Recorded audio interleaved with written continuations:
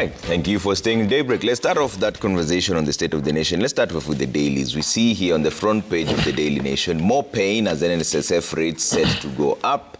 As the first year of implementation, the NSSF Act 2013 lapses this month. The Ministry of Labour and the fund are yet to inform employers and employees about how the next level of new higher education deductions is to be arrived at in the graduated plan that will eventually take away 6% of workers' salaries. Okang, I'll start with you on this. Is the government insensitive to Kenya's suffering, or are they making prudent moves? Thank you, Trevor, and Happy New Year to all Kenyans, even though there's nothing happy about it. I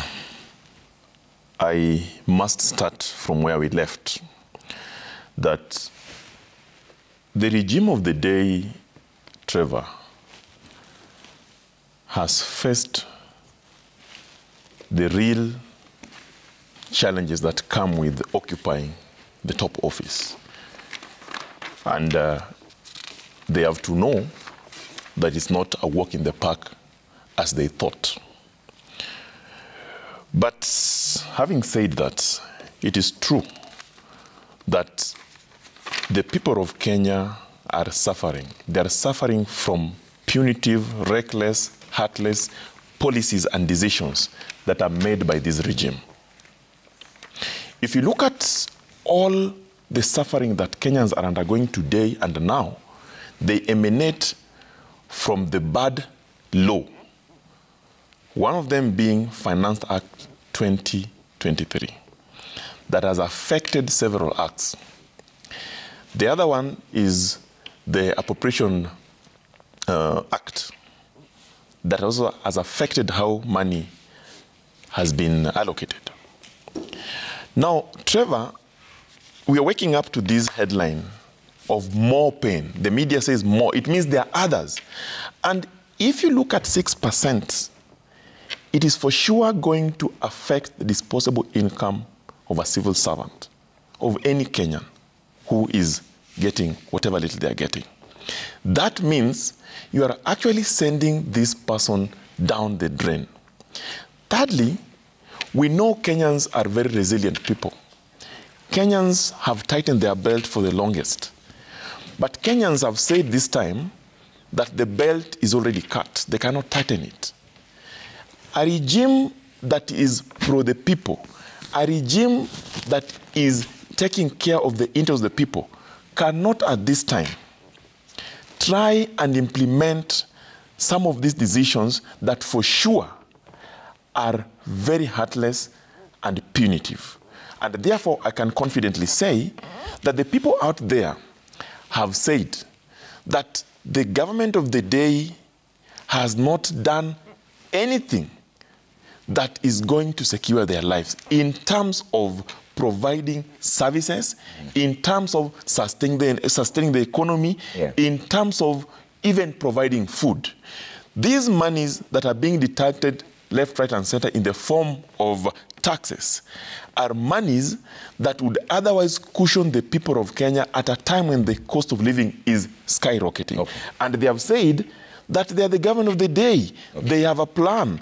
They have a way of going about it. But look, their own CS Treasury told Kenyans that things are not very good.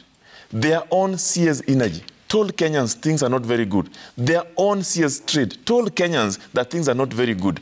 But their person at the top is saying that they have stabilized the ship. Okay. You cannot stabilize a ship while the passengers in the ship are contemplating jumping out. Okay. That means there's a problem with the driver and there's a problem with that vessel itself. Okay. Honorable Ruku, is the government insensitive or are they making prudent moves? If we just zero in on this front page of the Daily Nation, more pain as an NSSF rate set to go up. I know members of parliament are complaining about the lack of CDF being disbursed, but the students are already in school. Is the government simply insensitive to the needs of the people? No, the Kenya Kwanza government is not insensitive at all. But it is making difficult decisions which are not popular for the sake of this economy. For us as Kenyans to be able to be in a better economic possession in the coming days. Some of these decisions must be made, and they cannot be postponed, because these decisions have been postponed by the previous regimes, and that's why we are in the economic situation we are in as a nation. And therefore, for us to be out of the mess, which we are, because if you look at the savings of the Republic, compared to other nations in the world, we don't rank anywhere in terms of the savings as a nation. And NSSF is one of the major saving portfolio or institution for the nation. When a nation has enough savings, you can leverage, you can use that or those savings as derivatives to do quite a number of many other things, which involves financial commitments. The money we borrow as a nation from China, from US, from other developed nations, that money comes from the savings of those nations. So for Kenya economy to be in a position of, lending money in future to other nations, then we must develop the saving culture. We cannot say we are saving anything when you are saving 200 shilling per month for your retirement. Even if you are going to work for 50 years, 200 shilling per month, how much will you have saved at the end of 50 years? Even if you are working for 50 years, is that saving enough to take care of your old age? It's not. So this additional savings, which is will be deducted from employers and employees, it is very critical not only for us who are working, but also for the nation. For the nation to be able to have enough derivatives which can be leveraged upon in the coming days. Okay. This will stabilize the economy. This will make our children who are in school at the moment, primary school, when they'll be working like us in future, to be in an economy which is stable, which is proper, and which they can say their fathers made the right decision. Okay. These difficult decisions, the right time to make. And I want to encourage Kenyans that it is even very popular to say employees will not be cut any percentage. It will be a very popular decision. But where will you be taking? Where will you be taking this nation? Okay. It will be going to the ditch economically. Let me bring it back, Chikati, on this. And Chikati, we don't want to talk so much about the SHIFT plan because that is an active matter in court.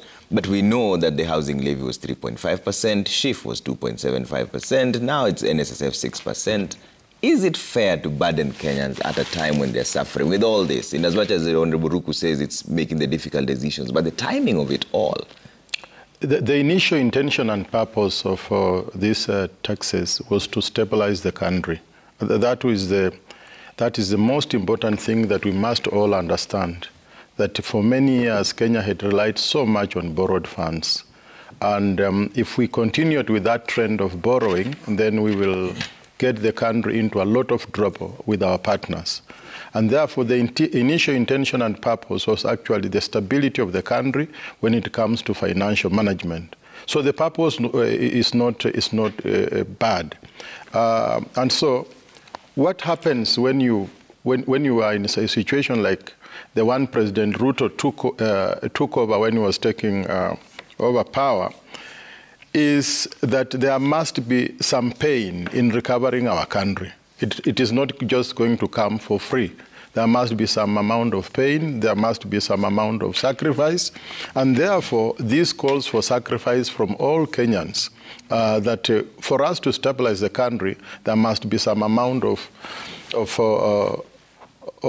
some pain, some sacrifice going into it. So the overall intention is not actually to punish Kenyans, it's actually to stabilize our country.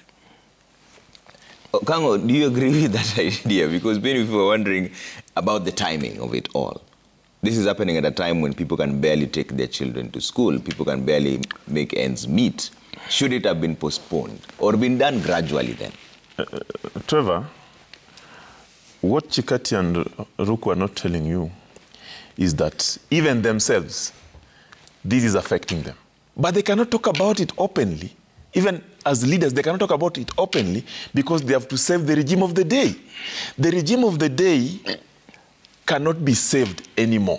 The regime of the day has demonstrated to the public that they do not care about the welfare of the people.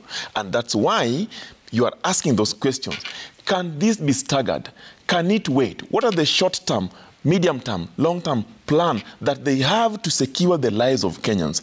You have mentioned housing levy, social health insurance fund, NSSF Act, and there are many more out there. Those are deductions. If you look at that payslip, if you picture that payslip now, you can actually see a negative salary. You can actually see a negative payslip. How is this person going to take the children to school? How is this person going to pay the rent? How is this person going to put food on the table? Nothing. It means this person has been moved from a level where he was able to support himself to the poverty level. This regime has also demonstrated to the people of Kenya that they have to force their way in anything. And therefore, when they tell us that these decisions were about stabilizing the country, you cannot stabilize a country that you are interfering with the earning of its people.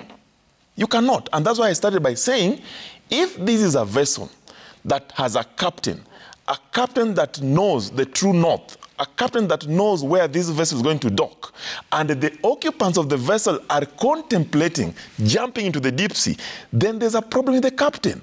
And at number two, there is likely to be a problem with the vessel. It is leaking. Their CS has said there's no money. The members of parliament, including the ones I'm seated in this panel, can attest they don't have money for NGCDF. Why? Their CS has told us there's no money. Why is it that there's no money? There's no money because the regime of the day also, like previous regimes, has not lived to the principles of public finance, where public money is used in a prudent and effective way. We have seen pilferages, we have seen corruption, we have seen wastages, where people travel all over the world, you know, and they say that they want now to deduct money from hard-working Kenyans, 6%, 2.5, 1.5, and they have to do it, you like it, you don't like it, because they want to stabilize a country. That is a joke. What we are telling them, that it has reached a time that we must look ourselves into the mirror, and as we look ourselves in the mirror, we must make a decision that for us to ensure that we are secure and we stabilize the country, as they say, first of all, remove punitive taxes. Number two, deal with corruption firmly. Whether it is in the executive, the judiciary, legislature, deal with it firmly, not cosmetic, no kids' gloves. And lastly, we also must treat Kenyans with respect. We must treat Kenyans with respect. Kenyans are working very hard to put food on the table. But you cannot tell them that because we are stabilizing a country.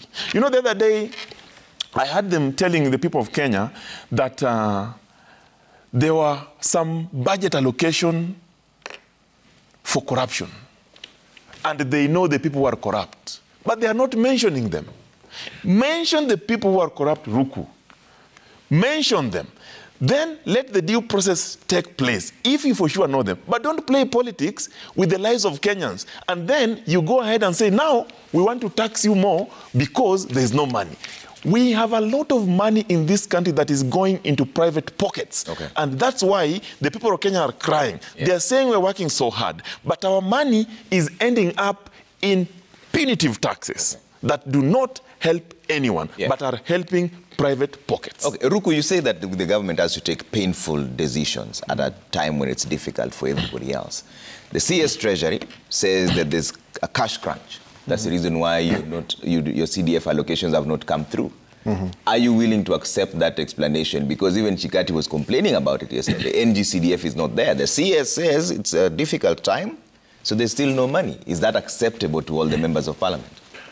One of the key responsibilities of CS Treasury is liability management of the nation. And you cannot escape from that. And if he's not able to perform his job, then the right thing to do is to hand over the resignation letter and he goes home.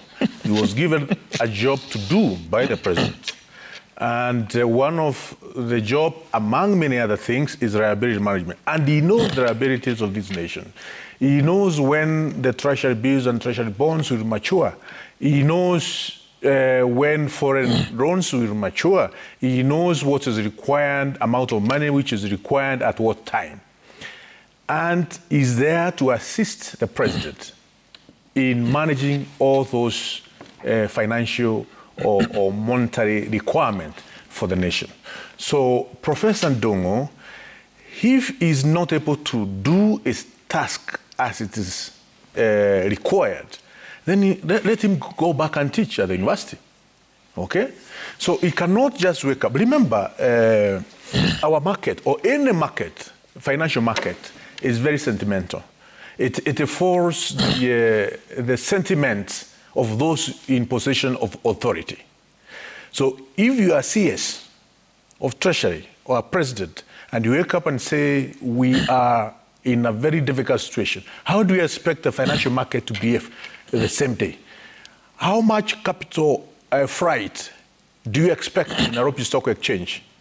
Because we live in a market which depends on, or which listen to the sentiment of those who are in possession of authority.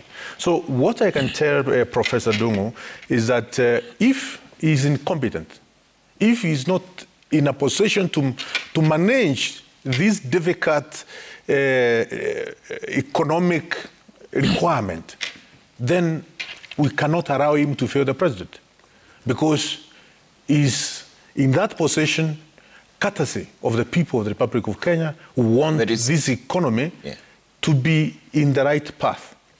Now, having said that, Kenya Kwanza government has been given a mandate by the people to turn around the economy. You don't turn around the economy by coming up with lazy decisions or programs. You turn around the economy by coming up with fine brand, and some of those fine brand are difficult decisions. And that's what we are saying. You cannot be saving 200 shilling a month and you expect that 200 shilling per month to take care of your old age. It's not possible. The same thing, that 200 shilling you are saving every month cannot be a base, which is be counted as the savings of the nation. Saving of the nation, which even the government can borrow tomorrow when the government want to borrow, okay, instead of borrowing expensive loans from commercial banks, we need to have savings which we can borrow from, not as expensive as from commercial banks. Okay. Therefore, I think, Trevor, yes, Professor Ndung'u, who is the CS Treasury, will wake up and say one thing today, say other thing tomorrow. But what I want to say is that the market is sentimental. It listens to what the person in the authority says, and it reacts appropriately depending on those sentiments. Also, one of the key responsibilities among many other is liability management, which is important for people in such position.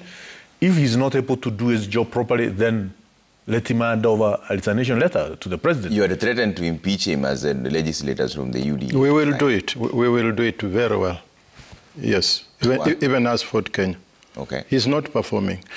Once the president sets up the agenda of the nation, the plans and the policies as captured from his manifesto, the departmental heads, the ministry heads must ensure that that plan is implemented. Now, this is not the first time Professor Ndung'u is behaving like that. Last year, it was war between Parliament and the Treasury before CDF was released. Now, as we start this year, students reported on 8th in schools. There is no money in schools. 80% of county students depend on CDF for disbursements of bursaries before they go to school. Now, students reported on 8th. Most of them have been sent back by the heads of schools.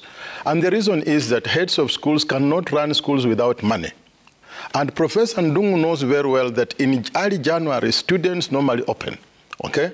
He is so erratic. Yeah. He speaks very good English and economic jargon instead of practical, actionable steps. So as much as people may want to blame the government, the heads of ministries and departments must take responsibility, whether it is in the roads ministry, whether it is in the education ministry. Students have gotten this. That is not the president. It is about people who have been given that responsibility. So Professor Ndungu, we as Ford Kenya members of parliament, me being the Secretary General, we are going to initiate signatures immediately for his removal. I mean, 1 year down the line, he has shown incompetence and giving room to people like my brothers here to irrelevantly criticize the president. It's not the president who is not doing this work. It is the people whom he has given responsibility to help him to deliver. So on what grounds will this happen, Chikati? Yes. Because, you know, one of the reasons why he could be removed from office is a violation of the Constitution. Yes. Lack of money and treasury is not a violation of the Constitution. No, incompetence is. Trevor. Incompetence. So you think he's incompetent? Very incompetent. He had said that there's no money. Yes. The cash crunch. But he's the one who has been given the responsibility for management, financial management in the country. He's the one who is supposed to advise. There is no communication between the treasury and the parliament. There is no memo telling the members of parliament that we've delayed to release CDF because of reasons A, B, C, D, and please appeal to your heads of schools to hold on until this day. There is no communication. That tells you about rudeness, that tells you about lack of planning, that tells you about lack of communication. Trevor, yes. All the CSs under the Kenya Kwanza government are expected to perform, to have an A in their performance. All the CSs. And if you are not performing as per, the way the president is performing, then the best thing you can do for this nation is to go home. But why are MPs just focused about NGCDF? I mean, he has paid the Eurobond the interest, which is about 10 billion. In fact, there was an entire celebration around the country that we are keeping up with our debts. So why are you basing his incompetence just on the lack of disbursement of CDF? No. For me, it's not about that. For me, it's not about disbursement of the CDF. And I'm not even talking about the CDF thing. What I'm talking about is it is reckless for a CS of Treasury to wake up and tell the nation that we are in a serious crisis. Yes, tell us that you are in a serious crisis, but at the same time, tell us what you are doing about the crisis. Give us concrete steps which you are taking as a CS for the country to come out of the serious crisis. Tell us what you have done for the last year so that we cannot be where we are. But it's not to wake up and tell us all the time you are just a crybaby. This nation is not about someone being a crybaby. This nation must be driven forward by innovative thinking, serious innovative thinking of solving different problems we are facing as a nation. And we are not seeing that from Professor Ndungu. It is very good news this morning that Kenya Kwanza legislators are intending to remove some of their CSS from office by way of impeachment. Maybe they follow the right process, and that process is well articulated. They have to initiate that from National Assembly, supported by a quarter of the members, and they have to give grounds. One of the grounds is violation of the Constitution. The other one is gross misconduct, whichever way they want to go about it. But that's good. But now look, who put Professor Ndungu, that my good friend Chikati is now saying is speaking very good English and has nothing. When you are putting public officers into office, there are three things that you look at: suitability, competency, and personal integrity. Who appoints the cabinet secretary? They are nominated by the president of the day, then vetted by parliament, and then appointed by the president. Who are the members of parliament? My good friend Chikati seated here, and Ruku. They endorsed these names they never cared to look at the suitability, competency, and personal integrity of some of these people that they're now wanting to remove from office. Why are they crying now? We are very happy as Zimo to help them remove any cabinet secretary who is incompetent and unsuitable to hold office. Now, we are enjoying because they are coming to the realization. In fact, this is their Damascus moment. You can see the Damascus moment in this show today. They are saying because their constituents have not received the CDF, they are now willing to initiate a motion of impeachment in the National Assembly to remove a cabinet secretary that in their own view they believe is incompetent, and they put him there with all the incompetency. They are telling us that they are going to do that. We wish you the best and we'll support you as Zimo. Number two, they should now go beyond the cabinet secretaries. The cabinet secretary is individually and collectively responsible to the president. That is the law. So look at when that happens and look at who that person is collectively and individually responsible. Then do the same. We shall support you too.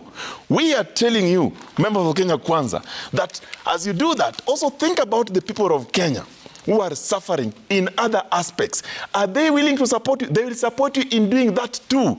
We are saying we have seen a regime that is coming back to senses. We have received members of parliament that thought that when they go into that house, they can support any decision of the executive and they can just rubber stamp. Today, you know, when the hyena want to eat its own, he first accused them of smelling like sheep. That is what is happening. We are telling them that as they do that, remember, as a legislator, you have a duty to your people and to the public. So don't do it because of selfish interest, but do it for the bigger interest. As Zimo, I've always told them that some of the people that you put in office to undertake public duty, in our view, some of them were not competent enough. Some of them were not suitable. Some of them were not capable. Today, they have tasted the pill. The pill is bitter. They're now spitting it off. We are saying that Ruku and Chikati, as you do that, we want to see, not only in the National Treasury, do the same in all other government departments and ministries, that Kenyans have cited your regime for lack of competency, for unsuitability, and for failure to deliver to the public. Because you cannot cherry pick. We're coming back with the CDF issue. Ruku, I'll come to you and Chikati to talk about and respond to that. But let's take a quick break. But bring in your feedback as well at Trevor Mbija at Citizen TV Kenya. Use the hashtag Daybreak. We're coming back with the issue of CDF. Don't go too far. Just hold on. All right, see you in a bit.